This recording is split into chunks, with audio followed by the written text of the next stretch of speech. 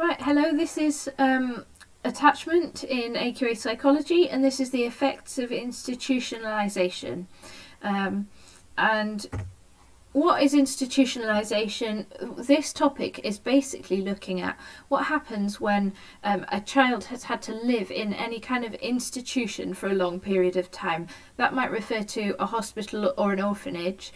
And as you'll see in this video, some of the conditions that these children have experienced are really awful. Often there's not like a key person for them to attach to, so many of them haven't been able to form attachments properly. And so what we're looking at as part of this is what is the effect on the child if they live in an institution type environment where they're not able to form and maintain an attachment bond with one main caregiver. Some key terms just to be aware of as we talk about this. Deprivation, hopefully you're aware of, where you have a bond being formed and then broken.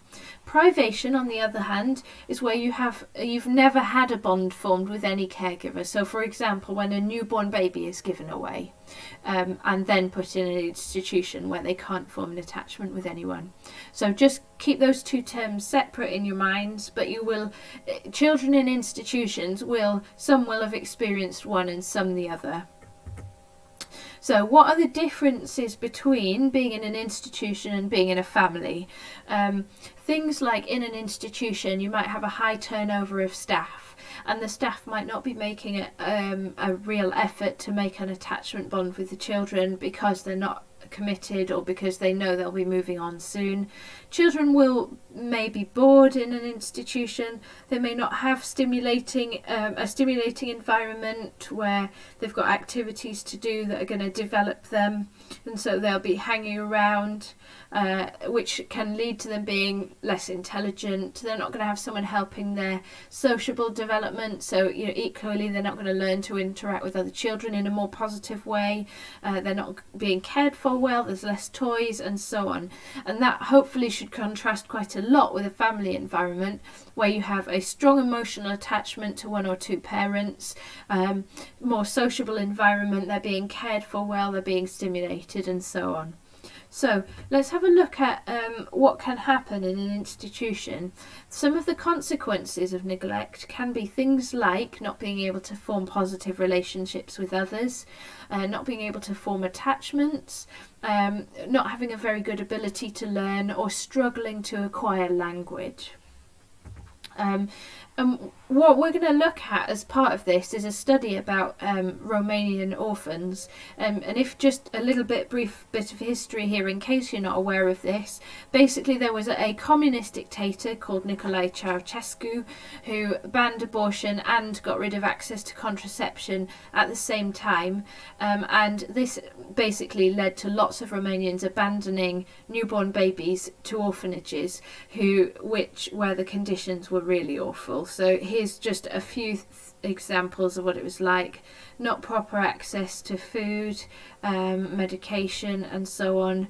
Sexual and physical abuse often took place.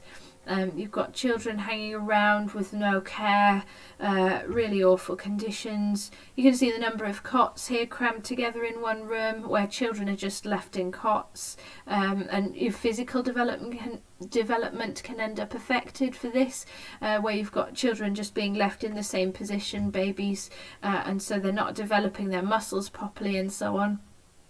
Rain might come through the roof. You've got many children all crammed together with very few carers to look after them. So really the question is, where are they now? What's happened to these sorts of children? What's been the long-term effects on them?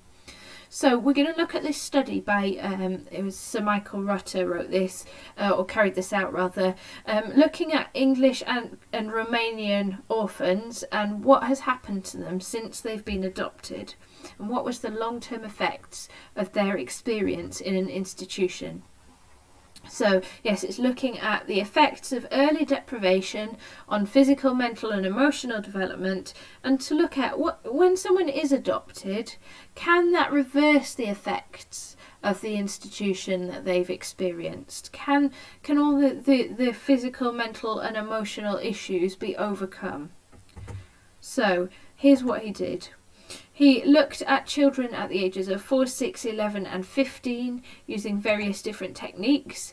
The IV was the age of adoption, so it was whether they were adopted before the age of 6 months, between 6 months and 2 years, or whether they were adopted after 2 years. So it's looking at them and then following them up at the ages above. So obviously what we'd expect to see is that those who are, the earlier they're adopted, the better their recovery will be. So let's see in a minute if that's going to be what he actually found. And then the control group was a group of British children who had better conditions than the children in the Romanian orphanage that he was looking at. Okay, so here's what he found. If they were adopted after 6 months, then many children, in fact 26% of the Romanians who were adopted after the age of 2, were showing what's called disinhibited attachment. This just means that basically kind of like inappropriate behaviour, so they will behave in the same way to complete strangers as to someone that knows them really well. Someone with a disinhibited attachment will be like very attention seeking. They might give a hug to someone they don't really know very well. They would struggle in social situations, and so we can see the rates of that are really different in the control group and the Romanian group. So rates of that are much higher. Then the other thing that they found was cognitive development.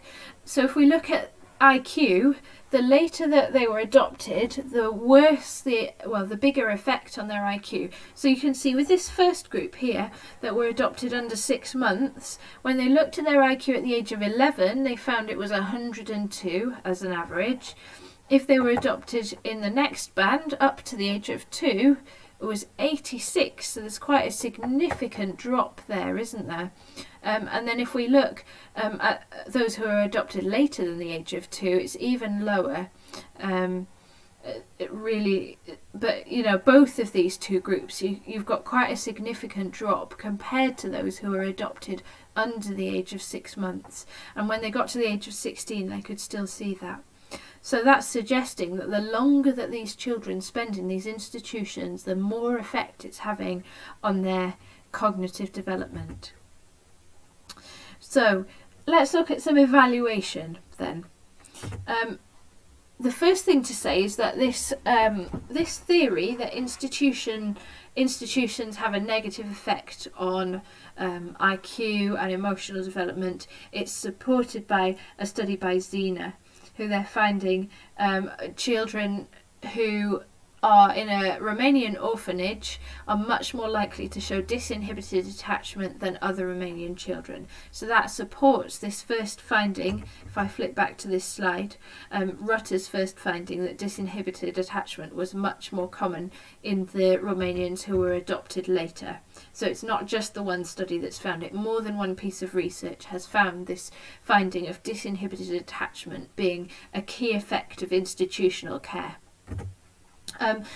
However, the practical applications of this theory are huge. If you think about what they found, the fact that these institutions, because of these conditions that they're looking after children in, are leading to these potentially irreversible long-term consequences, once we know that, we can make sure that we change institutions to make them better, to avoid this long-term consequence. So you can, for example, encourage people to adopt children as early as absolutely possible, so that the long-term effects will be less. Things like care policies in institutions can be changed to make sure that one key worker for each child, not one key worker for each child, but so that each child has a key worker who is able to form an attachment bond with them, which is more likely to mean that they have less bad effects of being in an institution. You've got many of these studies are longitudinal studies, so they have good validity. If you remember, we talked about this earlier in the topic, where you could have the other option would be like a cross-sectional study, but it's not necessarily going to really show us anything in this particular circumstance. What we want to know is what is really the effect on each child. If we look at here, this next point, you've got it's unusual circumstances. It's not going to be all children's experience of deprivation. Equally, what you've not got here is random allocation to different conditions. So, for example, what you might have happening here is an effect where those children who look to be more intelligent or cuter or whatever, those children are adopted earlier. If you've got a child that's showing signs that they're behind in their milestones, there may be someone comes to visit at the age of 1 or 2 and a child is obviously has a lower IQ or some sort of special need, they're much less likely to be adopted. So you could have this theory here, or this effect here, where the more intelligent ones are being adopted earlier just because they're more desirable children to be adopted. That sounds horrible, but you know what I mean. Whereas people are less likely to adopt those that show signs of lower IQ. So that might be having an effect on the results, where it's not necessarily the effect of the institution, but like pre-existing differences between the children that might mean that the group that's adopted later simply had a lower IQ to start with. So it's not necessarily showing cause and effect. And we also don't know the adult effects. We don't know if, after a long time in childhood, that people are able to recover from these sorts of circumstances. So there you have it. That's studies effects of institutionalisation in Romanian orphanages.